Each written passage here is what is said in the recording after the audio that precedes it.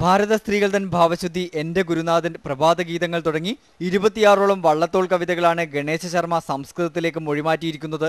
പ്രശസ്ത തമിഴ് സാഹിത്യമായ തിരുക്കുറലിന്റെ ചില ഭാഗങ്ങളും അദ്ദേഹം സംസ്കൃതത്തിലേക്ക് മൊഴിമാറ്റിയിട്ടുണ്ട്.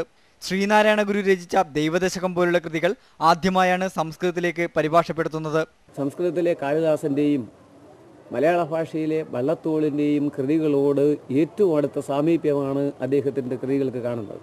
കാളിദാസന്റെ കുമാരസംഭവം മലയാളത്തിൽ പരിഭാഷപ്പെടുത്തിയ അദ്ദേഹം വള്ളത്തോൾ മഹാകവിയുടെ എൻ്റെ ഗുരുനാഥൻ, ഭാരത സ്ത്രീകളുടെ ഭാവശുദ്ധി തുടങ്ങി 26ഓളം കവിതകളാണ് പരിഭാഷ ചെയ്തതായി കണ്ടെടുക്കാൻ സാധിച്ചിട്ടുള്ളത്.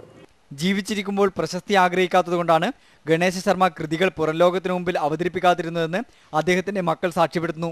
അദ്ദേഹം ഞങ്ങളോടെല്ലാം വെറും സാധാരണക്കാരനെ പോലെ ജീവിച്ചിരുന്നതുകൊണ്ടായിരിക്കാം ഒരുപക്ഷെ ഞങ്ങൾക്ക് അദ്ദേഹത്തിൻ്റെ മഹത്വം അറിയാതെ പോയത്.